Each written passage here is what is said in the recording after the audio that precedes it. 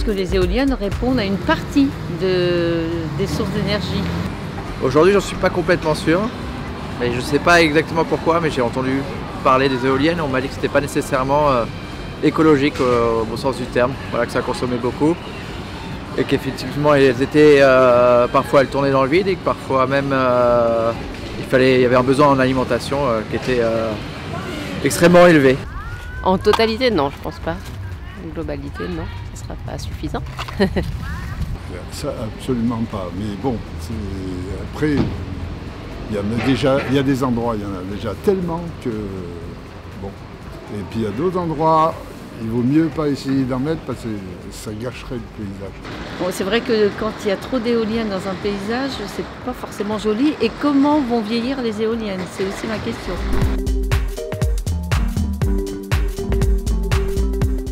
Il faudrait peut-être mieux combiner éolien, solaire et quand même un petit peu de nucléaire, qui n'est pas une énergie si sale que ça à mon avis. Le nucléaire, finalement, c'est l'énergie qui pollue le moins aujourd'hui. Nous, en France, on a la chance d'avoir du nucléaire, donc autant en profiter pour le moment.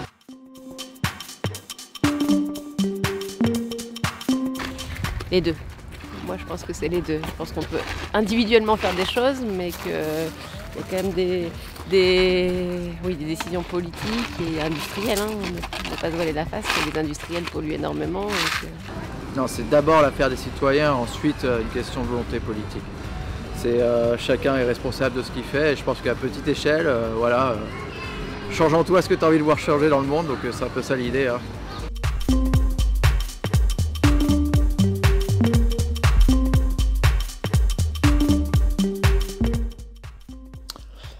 C'est quand même impressionnant, toujours, de voir à quel point les Français sont sages et qui sont intelligents, qui sont équilibrés. Enfin, ceux que nous voyons ici, en tout cas, sur ces interviews.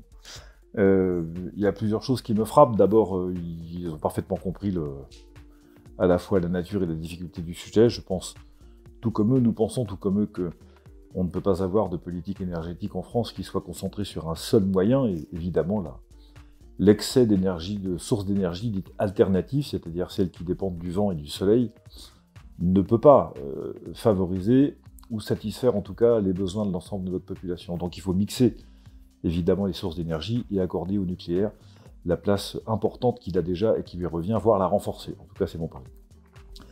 Ce qui m'intéresse beaucoup également dans cette suite d'interviews, c'est la question de savoir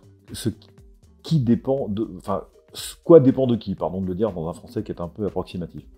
Est-ce que c'est la volonté politique et donc l'État, à la fin du compte, ou bien est-ce que ça relève de la liberté individuelle de chaque citoyen? Les réponses, là encore, sont extrêmement équilibrées, j'ai trouvé. D'abord, oui, il faut une volonté politique, ce n'est pas la population elle-même ou chaque individu qui décide de l'équilibre des sources d'énergie, par exemple, dans la France d'aujourd'hui. Ça ne sont pas les citoyens qui décident des grandes filières de traitement de déchets, de la question de la gestion de l'eau, de la qualité de l'air. Évidemment que tout ça n'est pas du ressort individuel personnel. Mais d'un autre côté, on voit bien, c'est d'ailleurs ce que nous pensons chez VIA depuis longtemps, c'est que la première réforme de l'écologie, c'est ça qui la rend si difficile. Elle est culturelle parce qu'elle relève de la liberté personnelle. Et c'est ça que je trouve intéressant dans cette interview.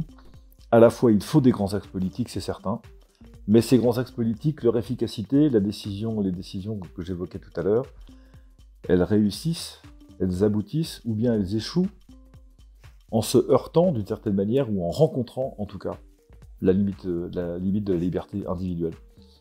Donc tout commence en matière d'écologie, non pas par de la contrainte, parce qu'on n'éduque pas par la contrainte, on éduque par l'incitation, par l'exemplarité, et par la conviction, la pédagogie, le raisonnement, la rationalité.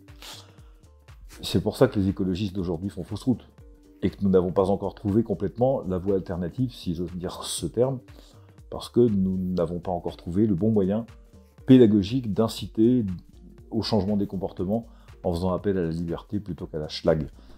C'est ça le débat politique écologique tel qu'il nous est posé, et merci à nos contributeurs de nous avoir, comme souvent, mis des points sur les i et des barres au T, comme on dit parfois.